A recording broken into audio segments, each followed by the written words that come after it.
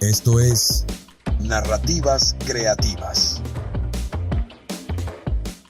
Amigos y amigas, bienvenidos a otro episodio de Narrativas Creativas. Es un gusto estar aquí nuevamente con ustedes y compartir este gran espacio, este programa cultural de la Biblioteca UDEM.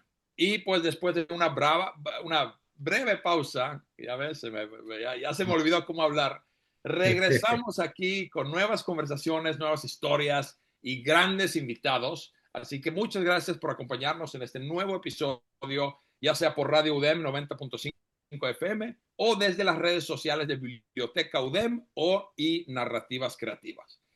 Y hoy tenemos un gran programa donde hablaremos sobre el poder de las historias para trascender formatos, del teatro al cine y de los escenarios a las plataformas que llegan a millones de personas en todo el mundo. Y nos acompaña la mente creativa detrás de uno de los fenómenos más impactantes del cine y el streaming global, que es la película El Hoyo, The Platform, la película que sorprendió a millones de espectadores a través de Netflix. Así que es un honor para mí, un gusto dar la bienvenida a David Désola, dramaturgo, guionista, nacido en Barcelona, ganador del premio Ariel por la adaptación cinematográfica de Almacenados y del premio Lope de Vega por El Charco Inútil, una obra profundamente humana que precisamente esta semana se presenta en el Teatro Helénico de la Ciudad de México. Bienvenido, David, qué gusto tenerte aquí con nosotros. Hola, saludos, un placer estar contigo. Se estrena mañana la obra El Charco Inútil en el Teatro Helénico de CDMX. Me cuesta decir CDMX porque la última vez que estuve yo en México todavía era de F. Es un cambio, a mí también me sigue Sí, costando, pero sí. se me hace raro, pero ya lleva años siendo CDMX, ¿no? El mundo cambia, hay que adaptarnos, si no nos quedamos atrás, ¿verdad? Ya, Pero ya. sí, ahorita te voy a dar una chance también al final de invitar a nuestros escuchas para venir a ver tu obra, pero Vale. quiero primero hacerte unas preguntas que me muero de ganas de hacer, así que si te parece bien, arrancamos con las preguntas. Vale. Muy bien. Como mencionaste, la próxima semana presentas El Charco Inútil en la Ciudad de México, que es una obra profundamente humana que explora cómo, ante un trauma o una pérdida, somos capaces de construir refugios para sobrevivir. Y mi pregunta para ti es, ¿qué puede esperar la gente de esta obra? O sea, y desde tu perspectiva como autor, ¿por qué crees que el público mexicano puede conectar de forma tan íntima con una historia que reflexiona sobre el dolor, la infancia y la necesidad de sanar? ¿Qué podemos esperar de esta obra? Bueno, es una obra que habla sobre la locura, pero la locura entendida como un refugio ante una realidad insoportable, ¿no? Entonces estamos hablando de una madre que ha pasado por lo peor que puede pasar una madre, que es perder a un hijo, y tiene que enfrentarse a ese hecho y la única arma que encuentra para seguir adelante es negar la muerte de su hijo y crear un universo particular en el que él sigue vivo. Lo que pasa es que la has presentado como una obra, la presentan como una obra, un drama muy profundo y existencial, pero me gusta destacar que también, aunque no se lo crean por la temática de la obra, es una comedia. Y es una comedia donde la gente ríe muchísimo, ¿no? A mí me gusta, me encanta hacer reír al espectador y a los 2 segundos darle un cachetazo, ¿no? Hacer reír y llorar y pensar y que lo pase muy bien en el teatro, que ría mucho, pero a la salida el espectador diga, pero ¿de qué demonios me he estado riendo? ¿No? Pero que sea una reflexión a posteriori, ¿no? La parte dramática y existencial de la obra. La obra está escrita para que el público la disfrute. Entonces, si es verdad que es una obra muy dura y puede decirse que profunda y que trata temas muy, muy escabrosos, pero desde el sentido del humor, con un componente importante de comedia, de misterio, y además es una historia de amor. O sea, Wow, no es una obra difícil de digerir. wow, Bueno, wow, puede no, que me sea encanta. difícil de digerir, ¿no? es gustosa de comer y luego la digestión ya es otra cosa, ¿no? Pero que Claro, en pues el esa es teatro, una gran obra, ¿no? Una gran obra de arte cuando lo ves y sí, te puede sí, impactar o no, pero te deja pensando, ¿no? Eso para sí, mí es sí. una gran obra. Ujú. Sí, pero yo en ningún caso siempre intento tratar temas duros y temas difíciles, pero siempre pensando en que lo que yo quiero es que el público lo pase bien en el teatro, luego la reflexión venga a posteriori, pero que en el teatro disfrute de la obra, ¿no? Y una Claro. vez una dramaturga que conocí me dijo que a ella le gustaba hacer trabajar al público. Y yo le Ok. decía que no, que el público ya tiene un trabajo fuera del teatro. En el teatro yo a mí lo principal es que lo pase bien. Y luego a la salida, que si acaso, que es donde tenga la reflexión y piense en aquello que ha visto, ¿no? Me encanta que la obra tenga de todo. Eso para mí es realmente un gran logro como autor y dramaturgo. Pero te quería preguntar, como todos enfrentamos el dolor de formas muy distintas, en el charco inútil los personajes construyen una especie de refugio para no derrumbarse, ¿no? Y mi pregunta para ti es, ¿qué fue lo más difícil de escribir para que el público entendiera y empatizara con ellos en lugar de solo juzgarlos? Pues en el caso de esta obra, yo creo que empecé creando los personajes y una vez los tenía, los puse a hablar entre ellos y casi que hablaban solos, que no me costaba nada esos diálogos y me salían tremendamente fluidos, ¿no? Lo que más me costaba quizá eran las acciones más que los diálogos, porque hay un personaje muy peculiar que es la madre de este niño muerto y ese universo que se crea a sí misma, pues necesita una serie de constantes en ella, de movimientos, de gestos, además es un personaje que en gran parte de la obra es bastante silencioso, entonces necesitaba dotarla de algunos recursos físicos, ¿no? Más Ok, que el diálogo. El diálogo, la verdad, me salía muy fluido y esos personajes veían que interactuaban solos, ¿no?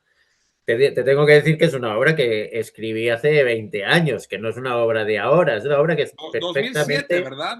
Mal Sí, recuerdo, 2007, 2007. sí, sí. Sí. Es una obra que quizá es más actual, más contemporánea ahora de lo que ella lo era en el momento de escribirla, o sea que no ha envejecido para nada. Pero Wow. sí que el recuerdo que tengo yo de ella ya es un poco idealizado en mi mente, porque es una obra que luego me ha funcionado tan bien que tengo un recuerdo tal vez idealizado de cuando la escribí, pero yo lo recuerdo como que estaba en un estado de gracia, ¿no? Que me salió muy fluida y que apenas no, me parece que la reescribí un par de veces, pero casi no toqué los diálogos de cómo me salieron en una primera escritura. Wow, Y eso eso es una justo buena era una, señal. sí, esta era Sí, justo una pregunta que te quería hacer, es cuánto tuviste que modificarlo desde el 2007 a la versión de hoy día, pero me estás diciendo que muy poco, entonces. casi nada, porque Wow, también esta obra trata de los vídeos virales, una agresión a un profesor. Uno de los personajes es esta madre a la que se le ha muerto un niño y otro personaje es un profesor que ha sido agredido por uno de sus alumnos y que además han grabado en vídeo esa agresión y ese vídeo se ha hecho viral, ¿no? Entonces, cuando yo escribí esta obra, ni siquiera existía YouTube. O sea que correcto. ahora un hecho como el que narra la obra es mucho más normal que lo era entonces, ¿no? Muy bien. Entonces, sí, no, pero apenas hay una adaptación, hay alguna adaptación al lenguaje mexicano y poco más, pero la obra sigue siendo la misma. Y es una obra que me piden muy a menudo de distintas partes del mundo, ¿eh? Yo tengo dos obras que me piden ambas las escribí casi de seguido, una es del 2001 y esta del 2006, bueno, 5 años de diferencia. y son almacenados y El charco inútil. Estas dos obras me las piden constantemente de distintos países y se representan, bueno, casi sin, pues, siempre se están representando en algún lugar del planeta, ¿no? Qué felicidad y qué orgullo, ¿no, David? Probablemente son mis mejores obras porque es las que más me demandan. Yo no lo Hasta sabría ahora, decir hasta ahora. Acuérdate que eres hasta una ahora. persona muy creativa hasta ahora. Ya Sí, crearás sí. algo nuevo. Qué bueno. Oye, y siempre ha sido formato. ¿Qué tanto diferentes formatos se ha presentado en tus obras? ¿Han sido siempre muy teátrico o ha sido qué tantos diferentes formatos lo has adaptado a? Formatos te refieres a cine también ¿Como y cine o radio vale. o No, escribir? Como que, ¿qué tipo de presentaciones ha habido? es que a ver, yo tengo una formación en cine, yo no tengo una formación en teatro. Llegué al Okay. teatro a raíz de que vi que había convocado un premio a finales de los años 90. Yo era bastante joven, y adapté un guión de cine que tenía a teatro con la suerte de ganar ese premio. Pero gané un premio de teatro sin haber leído apenas teatro y sin haber pisado un teatro en mi vida. Yo la segunda vez que pisé un teatro fue para ver el estreno de una obra mía. Wow. Entonces yo no tenía formación teatral, pero sí que veía que mis ideas, porque yo acostumbro a trabajar siempre con pocos personajes y pocas locaciones. O sea, son historias que son... No me gusta hacer grandes historias con un montón de personajes y con mil localizaciones distintas, sino que son bastante sencillas. Y curiosamente, a finales de los años 90 los productores no querían guiones que resultaran demasiado económicos. Yeah. Eso me parece mentira, ¿no? Pero el tema es que para justificar el dinero que pedían en las subvenciones, tenían que presentar unos presupuestos y esos presupuestos se hinchaban. Entonces, claro, yo les entregaba un guión con 4 personajes en una casa y no podían hinchar presupuestos. Entonces, con mis primeros guiones no me los compraba nadie, no logré que tiraran adelante, y lo que hice, pues en este caso, fue adaptarlo a teatro y me di cuenta que el teatro me ofrecía un mundo y una libertad también como autor, porque al autor se le trata con muchísimo más respeto que al guionista, que no me ofrecía el cine, ¿no? Correcto, no, me encanta Entonces, eso, sí. Entonces, entonces querían más explosiones, sí. gran parte de mi vida la dediqué al teatro, y luego empecé a formarme en teatro, empecé a leer y empecé pues, a vincularme al mundo del teatro, ¿no? Pero empecé siendo un extraño en el paraíso. Entonces, más adelante sí que ya retomé mi carrera en cine, pero después de haber tenido éxito en teatro. Me encanta, me encanta. Y hay un hilo conductor muy interesante en tus historias, creo yo. Por ejemplo, en El Hoyo vemos un como confinamiento físico llevado al extremo de la desigualdad y la supervivencia, digamos. Y en El Charco Inútil, en cambio, encontramos personajes atrapados por su propio dolor y su memoria. Y te quería preguntar que si es para ti la escritura una forma de explorar lo que ocurre con el ser humano cuando es llevado al límite de su resistencia emocional, o Sí. cómo es que dialogan estas dos obras desde esa mirada que tienes sobre la condición humana. ¿Me explico? Y, hombre, claro, cuando escribes historias con pocos personajes y pocas localizaciones, lo que haces es explorar el alma humana o la condición humana. Sí, No vas a descubrir nuevos mundos ni hacer grandes aventuras, sino que lo que vas a explorar es la condición humana. correcto. En estas, tanto en el charco inútil con el hoyo, tienen una cosa en común muy importante, que es de Don Quijote de la Mancha. Ok. O sea, en ambas historias la locura está presente. En el charco inútil la locura centra toda la historia y es una locura voluntaria. Te he dicho, esta señora elige estar loca para poder soportar esta realidad que le ha tocado, ¿no? Y en El Hoyo, si la has visto, pues sabrás que el personaje tiene algo de Don Quijote, el otro personaje tiene algo de Sancho, hay una Dulcinea por ahí, incluso se cita literalmente algún pasaje del Quijote, ¿no? Y eso tal vez es que para mí es una obra Don Quijote de la Mancha que me ha marcado mucho y que me ha hecho plantearme muchas cosas respecto a la condición humana y respecto a la locura. Wow. Uh -huh. Qué padre esa conexión. Y pues Uh digo, -huh. sabemos el hoyo es una cosa fenomenal y es una gran historia. Y justo del hoyo te quería preguntar si tú imaginaste, o sea, al escribir el guión, imaginaste que una historia tan claustrofóbica o simbólica podría llegar a generar una conversación tan amplia en todo el mundo y convertirse en una de las No, películas de ciencia ficción más comentadas. no lo imaginaba ni yo, ni el director, ni el productor, ni nadie. De entrada, el Hoyo empezó siendo una obra de teatro también. Wow. Yo muchas veces, a veces empiezo una obra, una historia como obra de teatro y la termino como guión de cine. Yo voy saltando de un mundo a otro, no veo, no distingo el teatro del cine. Yo cuento una historia y el formato en el que la cuente no es lo más importante. Entonces, en este caso, el Hoyo empezó como una obra de teatro.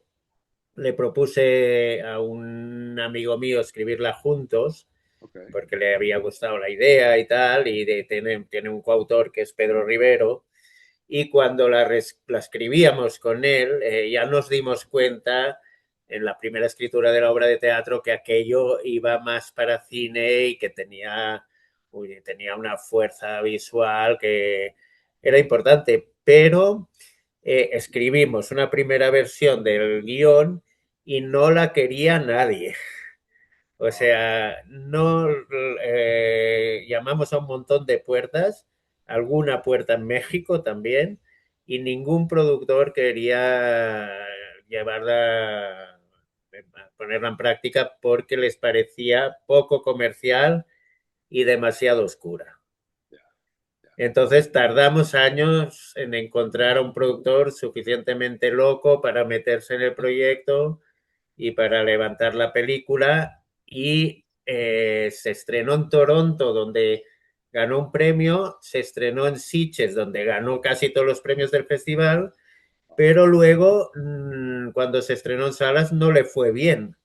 No tuvo una promoción muy bien hecha y pues no fue un éxito de público, fue un fracaso. Y donde tuvo el éxito fue cuando se estrenó en Netflix, ¿no? Yeah, yeah. Entonces, Pero claro, cuando antes de se estrenarse en Netflix, nosotros pensábamos que quedaría como una peli de culto muy minoritaria que tendría sus fans, pero que en ningún caso sería un éxito comercial.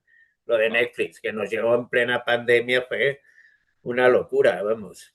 qué bien. Oye, y felicitaciones por eso. Y es algo que realmente que algo que me encanta de ti es que tus historias invitan al espectador a cuestionarse a sí mismo.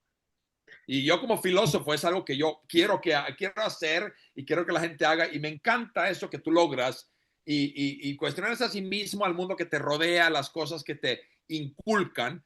Y yo te quería preguntar como última pregunta es, ¿qué es lo que hoy te hace sentir más orgulloso de tu evolución como escritor? ¿Y qué preguntas esperas tú seguir sembrando en quienes nos acercamos a tu obra? Bueno, lo primero, respecto a lo que has dicho antes, yo quizá mis historias son profundas en el sentido en que analizo mucho los personajes y esos personajes entre ellos interactúan de una manera donde exploro muchas cosas, pero los conceptos iniciales son muy simples, son muy básicos. Yo intento jugar con eso. En El Hoyo, a veces yo he visto algunas, algunas reflexiones sesudas sobre el hoyo cuando en realidad es una metáfora muy simple. Los de arriba comen, los de abajo no. Todo el mundo puede entender eso, ¿no? Entonces, lo curioso es que reflexionando sobre esta película, pues hay gente que te dice que es una oda al comunismo, otra una oda al capitalismo, otras te dicen que es una peli profundamente cristiana, la otra que es una peli atea. Cada uno saca su visión de una historia que el punto de partida es absolutamente simple y muy fácil de entender para todo el mundo, ¿no? Pero cada uno puede sacar una visión distinta, ¿no? Y ese juego a mí en general me gusta, ¿no? De no sentar cátedra, no dar doctrina con lo que estoy contando, pero sí abrir un espacio amplio a la reflexión con estos personajes y con estas historias.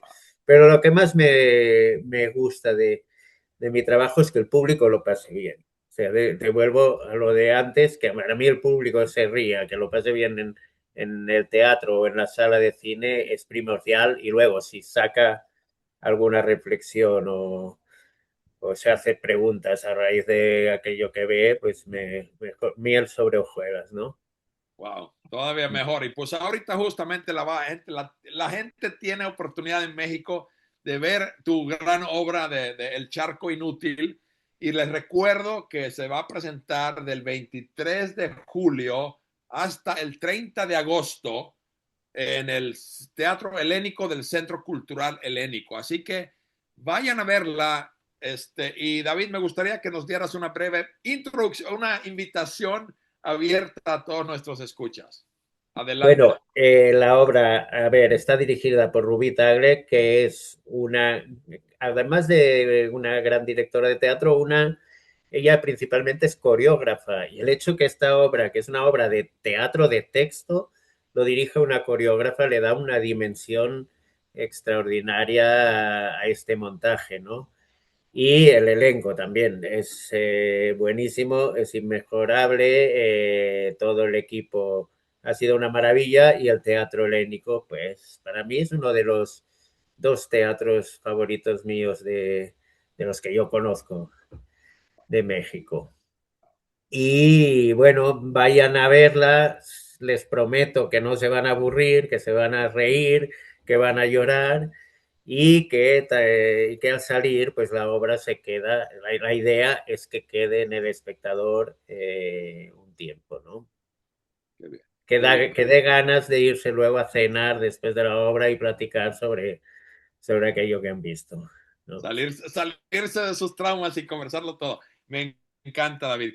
Qué agradable invitación. Muchas gracias, y muchísimas gracias por acompañarnos aquí en Narrativas Creativas. Qué honor y gusto platicar contigo. Y esperamos que sigamos teniendo esta conversación en otro episodio. Te vamos a volver a invitar si nos aceptas. Un placer, te digo, pues quizá pronto, porque antes de que acabe el año, como muy tarde, a principio del año que viene, se rueda una película con guión mío en México, y tengo pendiente alguna cosa más. Entonces sí tendremos ocasión también de volver a hablar. Me encantaría. Si así será. Oigan, gracias, David, gracias a todos por escucharnos, y nos vemos la próxima semana. Gracias. Venga, hasta luego. Esto fue Narrativas Creativas. Un espacio para hablar de libros, películas, series, juegos de mesa y eventos culturales a través de conversaciones que inspiran y que conectan con la creatividad desde todas sus formas. Narrativas Creativas es un programa producido por la Biblioteca UDEM.